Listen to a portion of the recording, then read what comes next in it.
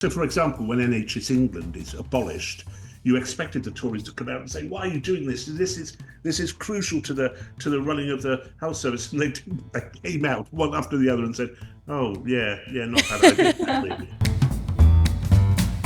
Hello and welcome to Spectator TV. I'm Cindy Yu, the Spectator's assistant editor, and today I'm being joined by columnist Rod Liddle and the independent MP for Canterbury, Rosie Duffield, to discuss whether Keir Starmer is actually a bit of a Tory. Rod and Rosie, welcome to Spectator TV. Slashing winter fuel allowance, keeping the two-child benefits cap, cutting foreign aid, cutting the civil service, axing NHS bureaucracy and slashing welfare spending. Rod, are we actually living under a Conservative government? No, because the Conservative government didn't do any of that because it didn't have the appetite for it or the bravery. I've actually, in the last month, considered rejoining the Labour Party. It's a blue Labour Party. It reflects pretty much everything I ever wanted from the Labour Party. There are a few problems. I think Rachel Reeves is a problem. But other than that, I think it is doing things which will make it appeal to working class voters far more than it did in the first 100 days of its existence. And I don't for a moment blame Rosie at all, who I think is a terrific MP and a great figure in the House of Commons. I don't blame Rosie for having resigned the whip when she did, because I think the first kind of 150 days of Labour were catastrophic. And you were right about the winter fuel allowance. That was completely wrong of the Labour government to do that. But suddenly a kind of realism afflicted the party, the government, pretty much as soon as Donald Trump had been elected as president. And I think that's the change that's happened. And I think what it can do now is carry on appealing to working class voters. It's still remarkably, despite its enormous unpopularity in those first 150 days, ahead in the polls. The Tories nowhere to be seen. And reform, as I've always said, will never get much more than 25% ever, no matter what they do. So no, I think Labour has performed incredibly well since about the middle of December, early January. I think Sir Keir Starmer's, much though I'm not his greatest fan, I have to say, and I know Rosie isn't, I think he's performed reasonably well with Trump. But I think also he's getting advice from good places. Morgan McSweeney, not least among them, or Boatface, as I call him. Well, Rosie, you left the Labour Party about half a year ago. I assume you've never felt so far from the Labour Party as it is today. Yeah, absolutely that. And it's so interesting hearing what Rod's saying because, we're in this bubble and to hear a completely different point of view is really fascinating because I have almost other way round view of it. I don't think voters take kindly to a party pretending to be something that they're not. And they seem to be trying to ape the Tories and ape reform, but actually that's not what people want when they vote Labour. They've got two other parties to vote for if they want those things. And I think that we proved that in 2017 for all of the things that were wrong. And Jeremy Corbyn was, at the height of his sort of powers, and especially amongst young people, for all the things we then got wrong. At that time, we got the Tory government's majority down to 12. I felt on the doorstep that it was because we had a very red offer. The Tories had a very blue offer. People had a really clear choice, unlike in 2015 when Ed and all the other men in suits all looked pretty much the same. I thought in 2017 we really had a very good identity about what we were as a party and our history and our values. I don't think we've got that at all now with the Labour Party and the Labour government. And it's all very well saying, yes, they're doing some okay things, Rod happens to like.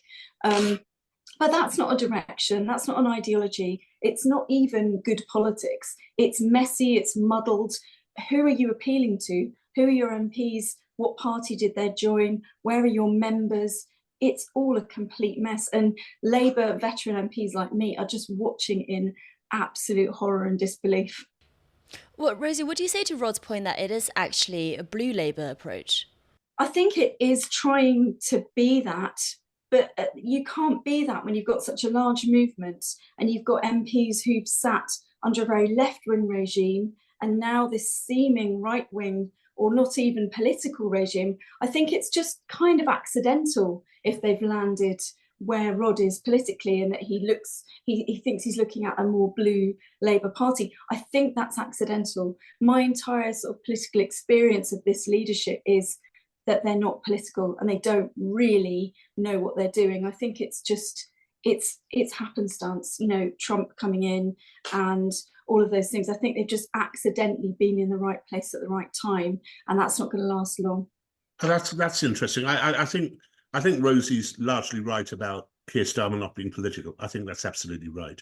I don't think it's a coincidence, however, that, you know, the one Labour figure who was invited to Trump's inauguration was Maurice Glassman, and that Morgan McSweeney and John Cruddas, who's put in a few words in here and there, are both from that blue Labour background. Where I do agree with Rosie, which is there's two sides to blue Labour. One of them is, and I think this does appeal to working class people, that they don't like the notion that they're working hard and doing the right thing while other people are taking the piss a little bit. They really, really don't like that. And that's why I think, for example, the benefits stuff will play well. However, where I think Rosie's right is it's all very well to do that, but you've got to show some economic radicalism as well. And you know, the stuff which has been talked about, the nationalisation of the railways, the nationalisation of the utilities companies, and I would go for tax breaks for the very, very lowest paid, and also do more to excuse me, to support young couples with children, more tax breaks there as well. So I think if you are going to go down the blue Labour path, you have to go down it the whole way rather than just the stuff which annoys the far left. And I don't think, in a way, you know, blue Labour is probably in a sense closer to Corbyn. It's certainly closer to Corbyn than it was to Blair. We don't really have much time for the Blairites, but I do take on board some of what Rosie says there. I would just say, you know, keep pressing for those radical economic measures, which you know are important and we all know are important, as well as the stuff which plays to the gallery of ghastly old fascists like me. Rosie? Yeah, I mean, that's really interesting. I just, if either of you was smack bang in the heart of Westminster at the moment, you'd know that it just feels that Labour is this directionless kind of ragtag, kind of cobbled together party at the moment. And it feels like on the one hand, you've got Jeremy Corbyn and John McDonnell still in the party, still sort of independent, but still, you know, in John's case, sitting on the Labour benches along with Richard Bergen and everyone. And we've got, you know, all of us who are probably soft left or more on the left are actually winning by quite big majorities. We're quite popular. And then you've got these brand new MPs who are, I wouldn't even call them blue Labour or sort of centrist. I don't think a lot of them have a political footprint or were particularly political or active. And they've got majorities of kind of honestly less than 100 or something. And you just think they haven't had enough time to carve out an identity, to kind of speak passionately on these issues. And all of a sudden that Labour are being called the nasty party, and that's not great. And I mean, I have to be honest, a lot of the veteran Labour MPs just absolutely know that those new MPs are, a lot of them, gone already, because their political message just isn't there. You know, there's no coherence at all. It was always, in a sense, a shallow victory. I mean, it was a broad victory, but a shallow victory. Yeah. And I think some of them will go. I just pray that Luke Meyer remains as MP for Middlesbrough South and East Cleveland. He's an absolutely brilliant bloke. Oh, good. And you know, a proper. I take what you say. I don't think they're particularly ideological. I get that. But you know, you talk to someone like Luke, who's been a councillor for 10 years and works in his local community. There is a genuine old Labour sensibility about him, which I find rather commendable. And you know, I also think that if I were to do a cabinet reshuffle, I would replace. Goodness me, how can I forget the name of the Chancellor of the Exchequer? Rachel. Rachel. You've Rachel already Reeves. attacked her earlier, Rod. I would replace Rachel Reeves with John McDonnell tomorrow at the drop of a hat. Oh, radical. I'd love that. Well, you see, well, this is the thing. This is the thing. When I was out on the doorstep during those 2 elections which you mentioned, there was no objection amongst the working class voters up here in the north, particularly, to anything that John McDonnell was saying. Yeah. None at all. There was an objection to all the other crap which came along with Jeremy and John, including, of course, the transgender stuff, which you know all about. So it's a kind of socially conservative constituency, Absolutely. but it's economically radical.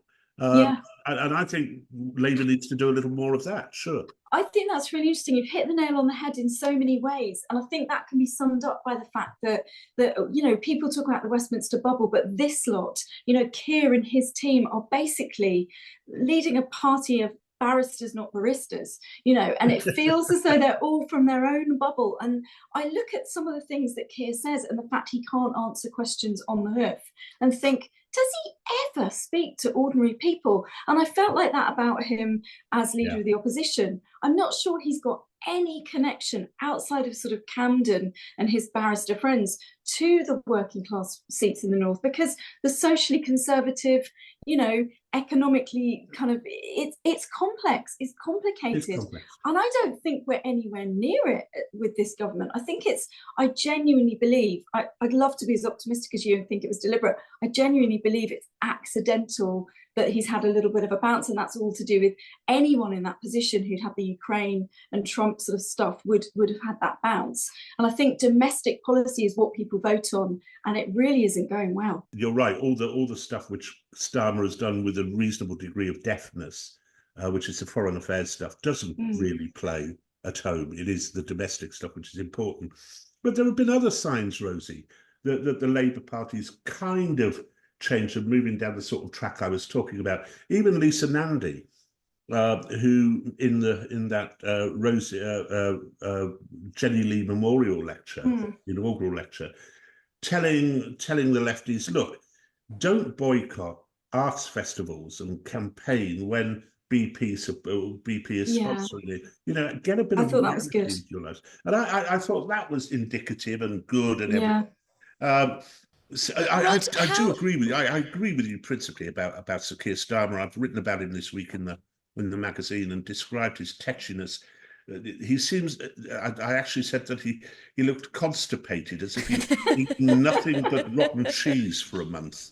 Excellent. Was my line. And I don't think he has a touch, and he's not popular. And you can see Wes Streeting hopping around in the background. So I think it's a matter of when, not if. Actually, it's a matter of when, not if. Yes. Yeah. But Rod, how much do you buy into what's happened lately? Because it was only a few years ago when Keir Starmer and Angela Rayner were taking the knee, during Black Lives Matter. Exactly that. You've hit the nail on the head. I mean, you cannot suddenly change everything you've been saying, in some cases for 10 or 15 years, and expect the public to go, oh, yeah, as if they've been living in a sort of coma for the last 10, 15 years. That's just not possible. So it plays into that old trope that you can't trust politicians, they're all liars, and that everyone's the same. And frankly, I'd struggle to deny that to my constituents now, because it feels that everything we've all been active against or for in the last decade or so is completely meaningless. For example, WASPI. You know, I stood with the WASPI women in 2015 when the campaign started. I've always supported them and just been waiting for Labour to officially support them, because every MP I know has been supportive of the WASPI women, and we've all been outside on College Green and Parliament Square, you know, campaigning with them. And now people are pretending they didn't say that, or just being silent and doing nothing at all now in government. So if I was a voter without any sort of political, you know, insiderness, I would be just as sceptical. And it's terrible politics. You know, you either say, look, I've changed my mind, or I don't know, they're not even saying that, are they? They're just pretending they didn't say those things. Well, And that's awful. that's sheer Keir, isn't it? That Yeah, is, you're right, absolutely. all the way through. Can't stand it. No, and I get that entirely. I get that entirely. I do think they've grasped, though, and it's interesting you bring up the Rainer Starmer knee photo, which is still, I've got it pinned on my wall. I think it's Is it your dartboard, Rod? I just look at it and think, you mug. And I think they've realised that woke is gone. It's a horrible word, woke, and it'll be good when we don't have to use it anymore. But I think all that stuff. I know you're still battling on that transition. They're still briefing against me, Rod, every now and again. They've got nothing left. But, I'm not convinced woke is gone in the Labour Party, because the people that were sort of actively campaigning against me are all now in number 10, you see. So, I'm not in Westminster, thank the Lord, having lost by a mere 16,000 votes in July. To a very good bloke. Have you met him yet, by the way? No, I don't think I have. I don't really know the new ones yet. But no, it must be difficult. But no, I take exactly what you say. I think if it's not dead, it's dying. And I think Rosie, you've won the trans argument. I think that is pretty much won. And there are other more difficult issues to follow, but it never appealed to the general public. No. Ever, any of it, and I think they've grasped that it's of a harm to them electorally. But I do agree with your main point about Sir Keir Starmer, which is that, you know, going into the election, he renounced virtually everything he'd promised in the previous 3 years. It was remarkable. I mean, the election, taking over the Labour Party as well, he was no longer that kind of right-hand man to Jeremy Corbyn figure that he used to be. I mean, but none of this can be a comfort to you, Rosie, that woke is dead or that the party's moved on, because you're no longer in the party, and you did have, terrible times when you were in there. And now to say that they've moved on without, kind of any closure with you. I mean, that was inevitable. When this particular sort of branch of woke died, it was inevitable that they'd all pretend that they were there. They were, there with me in the fight from the beginning. But, most of us involved really heavily in that, who were cancelled or soft cancelled, know that that's not true. And I haven't had approaches from any of those people to convince me that they've changed their minds. So I know that's not true. And some of them have grasped that it's not politically expedient to kind of bang on about all of that stuff anymore, but not all of them. And I mean, they'll never embrace me again while Keir's leader, because I've embarrassed him and I've kind of criticised him. But if the party is moving along, and incidentally, no Labour veteran MPs, i.e. before this election, ever imagined that Keir would be Prime Minister throughout and for 5 years, or the leader for all that time. And we didn't before the election. I mean, that was never a thing. And I think most of us still don't. So we'll see what happens. I have to say that in the manifestos of the last election, the SDP's economic manifesto was way to the left of the Labour. Oh, absolutely. Way to the left of the Labour Party. So I have this suggestion, Rosie, because our leader is away with his family in South Korea at the moment. If you were to join the SDP, you could become leader within a few days, and you would have this party of adoring people behind you. Gosh, thank you. Yeah, no, pleasure. Or I could go the other way. I'll rejoin Labour, and you come and take over the SDP. Rosie, why do you think the Labour Party is cutting Keir Starmer so much slack with this rightward turn? I mean, I can imagine there'll be so many people who are pretty gored by what's happening at the moment. I think, if I'm completely honest about the way that Westminster works, the system of getting rid of someone is quite difficult, but also he's sort of suppressed everyone. I mean, I've never known a regime where if you even raise a thought or an idea that might criticise or be seen to be critical, or even suggest we might go in a different direction, you're slapped down immediately, you're disciplined.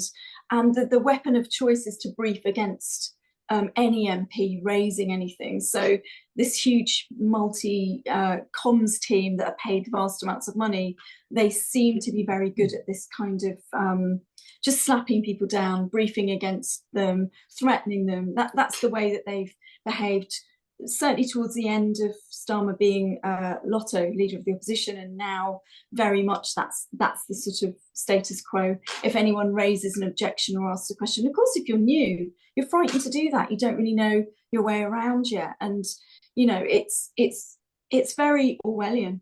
I've never known it to be like that. You can't raise an idea, and it's partly because, in my opinion and my feeling, that those in charge at the very top don't have very many political ideas. They don't really want to hear them. They're not really interested in that aspect of power.